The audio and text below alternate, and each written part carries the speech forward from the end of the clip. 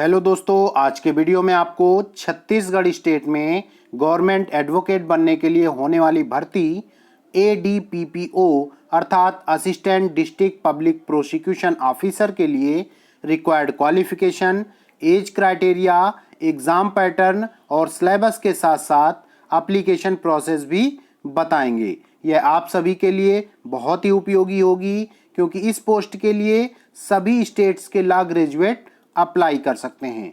तो दोस्तों, ऐसी ही यूजफुल वीडियोस को पाने के लिए जल्दी से वीडियो को लाइक और चैनल को सब्सक्राइब कर लीजिए। तो चलिए आज का वीडियो स्टार्ट करते हैं। तो दोस्तों, छत्तीसगढ़ स्टेट की कोर्ट्स में गवर्नमेंट एडवोकेट बनने के लिए ADPPO अर्थात assistant district public prosecution officer post के लिए होने वाले एग्ज़ाम को क्लियर करना होता है। ADPPO को हिंदी में सहायक जिला लोक अभियोजन अधिकारी कहते हैं। छत्तीसगढ़ में ADPPO का एग्ज़ाम CGPSC अर्थात छत्तीसगढ़ पब्लिक सर्विस कमीशन द्वारा कराया जाता है। ADPPO की नोटिफिकेशन और एप्लीकेशन प्रोसेस CGPSC अर्थात छत्तीसगढ़ लोक सेवा आयोग रायपुर की ऑफिशियल वेबसाइट www.psc.cg.gov.in के माध्यम से कराया जाता है। ADPPO के लिए रिक्वायर्ड क्वालिफिकेशन के बारे में जान लेते हैं। तो दोस्तों, सबसे पहले हम बात करेंगे एजुकेशनल क्वालिफिकेशंस की। तो ADPPO बनने के लिए किसी भी मान्यता प्राप्त इंस्टीट्यूट या यूनिवर्सिटी से LLB की 3 वर्षीय या 5 वर्षीय डिग्री आपके पास होनी चाहिए और किसी भी प्रकार के एक्सपीरियंस की कोई आवश्यकता नहीं होती है। तो चलिए अब हम जान लेते हैं कि एज क्राइटेरिया क्या रखा गया है। तो अगर आप मूल निवासी हैं छत्तीसगढ़ के, तो आपके लिए जो उम्र सीमा है 21 वर्ष से 40 वर्ष रखी गई है। और अगर आप अदर स्टेट के कैंडिडेट हैं तो आपके लिए जो एज क्राइटेरिया है वो 21 वर्ष से 30 वर्ष के बीच रखा गया है।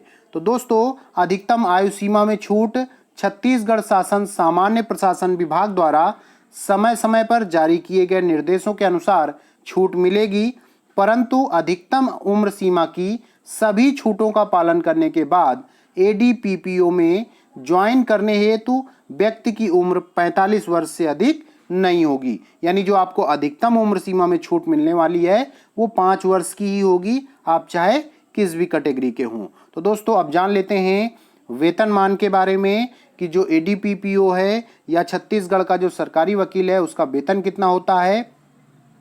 तो दोस्तों, ADPPO एक द्वितीय श्रेणी का गजेटेड ऑफिसर होता है जिसको आपका 9300 से लेकर के 34,800 का पे स्केल है, जिसमें 4300 का ग्रेड पे मिलता है। इसके आधार पे अगर हम बात करें कि स्टार्टिंग में सैलरी कितनी होगी, तो स्टार्टिंग में सैलरी लगभग 45,000 रुपये पर मंथ के आसपास होती है, जो धीरे धीरे बढ़ती रहती है।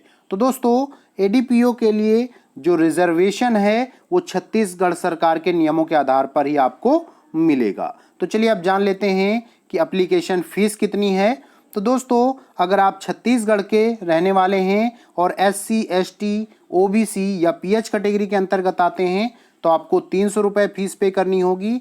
वहीं अगर आप जनरल कैटेगरी के अंतर्गत आते हैं या अदर स्टेट कैंडिडेट हैं तो आपको 400 रुपये फीस पे करनी पड़ेगी। तो दोस्तों, नेक्स्ट हम जान लेते हैं कि इसका एग्ज़ाम पैटर्न क्या है, अर्थात ये जो एग्ज़ाम है इसमें क्या कैसे होना है। तो सबसे पहले समझेंगे कि ADPPO बनने के लिए एग्ज़ाम 2 स्टेप्स में होता है। पहला आपका है ऑनलाइन परीक्षा और दूसरा है इंटरव्यू। ऑनलाइन परीक्षा में ऑब्जेक्टिव टाइप क्वेश्चंस होंगे। यह क्वेश्चन पेपर 3 घंटे का होगा, जिसमें 150 प्रश्न होंगे आपके। 50 प्रश्न जनरल नॉलेज के और 100 प्रश्न लॉ रिलेटेड सब्जेक्ट से होने वाले हैं। प्रत्येक प्रश्न 2-2 अंकों का होगा, अर्थात ऑनलाइन परीक्षा 300 अंकों की होगी आपकी। ऑनलाइन परीक्षा में 1/2 की निगेटिव मार्किंग होगी, अर्थात एक क्वेश्चन का आंसर सही होने पर 2 अंक मिलेंगे और गलत होने पर आपको मिले अंकों में से 1 अंक काट लिया जाएगा।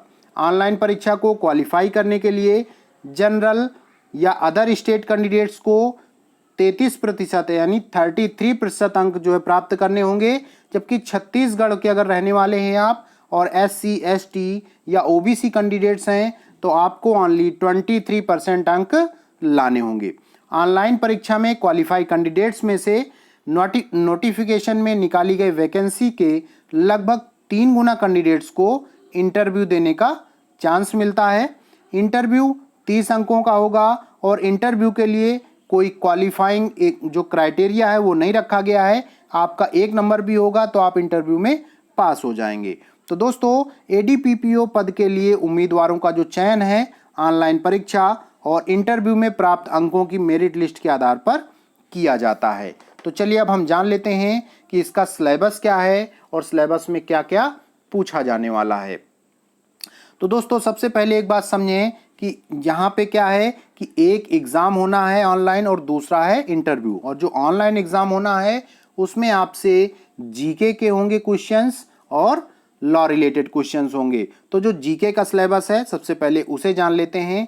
तो देखें दोस्तों इसमें पहले नंबर पे है कि भारत का इतिहास एवं भारत का स्वतंत्रता आंदोलन के इसके बारे में पूछा जा सकता है आपसे।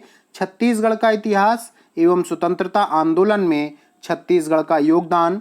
भारत का भौतिक सामाजिक एवं आर्थिक भूगोल छत्तीसगढ़ के विशेष संदर्भ में। भारत का संविधान एवं राज्य व्यवस्था, छत्तीसगढ़ का प्रशासनिक ढांचा, स्थानीय शासन एवं पंचायती राज, भारत की अर्थव्यवस्था, वाणिज्य, उद्योग, वन एवं कृषि छत्तीसगढ़ के विशेष संदर्भ में।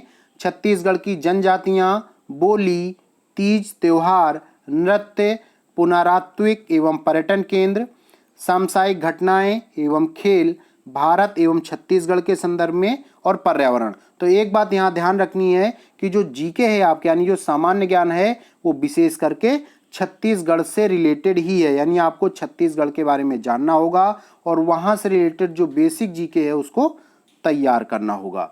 तो नेक्स्ट देखेंगे दोस्तों कि यहाँ पे जो लॉ रिलेटेड है तो लॉ में कुछ मेजर एक्ट्स पूछे जाएंगे और कुछ माइनर एक्ट्स होंगे। तो मेजर एक्ट कौन कौन से होने वाले हैं तो आपका मेजर एक्ट्स में है कॉन्स्टिट्यूशन ऑफ इंडिया, पार्ट 3 आपका पूछा जाएगा फंडामेंटल राइट्स का, पार्ट 4 है directive principle of state, part 5 है president and vice president, union of judiciary, governor, state legislative, high court in the state, subordinate courts. यानी constitution of India में जो है इतने ही टॉपिक आपसे पूछे जाएंगे। और दूसरा जो मेजर एक्ट है वो है इंडियन पिनल कोड 1860, ये पूरा पूछा जाएगा। उसके बाद है क्रिमिनल प्रोसीजर कोड 1973, ये भी पूरा पूछा जाने वाला है आपसे। और चौथे नंबर पर है इंडियन एविडेंस एक्ट 1872, ये भी पूछा जाएगा पूरा। तो मेनली आपको IPC, CRPC और एविडेंस एक्ट इनको तैयार करना और कॉन्स्टिट्यूशन के कुछ टॉपिक तैयार करने हैं। अब देख लेते हैं माइनर एक्ट्स में क्या क्या है या कौन कौन से हैं। तो दोस्तों माइनर एक्ट्स जो भी होंगे तो मैक्सिमम जो माइनर एक्ट्स हैं वो आपके राजस्थान से ही छत्तीसगढ़ से रिलेटेड हैं और जो छत्तीसगढ़ के बेसिक हैं वही पूछे जाएंगे। तो देख कौन से हैं। छत्तीसगढ़ एक्साइज एक्ट है आपका 1915 का पूरा दिया गया है। फिर इंफॉर्मेशन टेक्नोलॉजी एक्ट 2000 है। और फिर है आपका the scheduled caste and scheduled tribes के बारे में है जो एक्ट उनका लोकल है। द नेरोटिक ड्रग्स एंड आपका सब्सटेंसेस से रिलेटेड है। आर्म्स एक्ट है, प्रिवेंशन ऑफ फूड एडल्ट्रेशन है। तो इस तरीके से ये आपके यहाँ पे जो टोटल 14 दिए हुए हैं माइनर एक्ट्स, इनसे रिलेटेड क्वेश्चन पूछे जाएंगे। तो दोस्तों ये आपके लिए बहुत ही उपयोगी साबित होंगे। तो इस प्रकार से दोस्तों आज का वीडियो आपको कैसा लगा जरूर बताएं। बहुत बहुत धन्यवाद।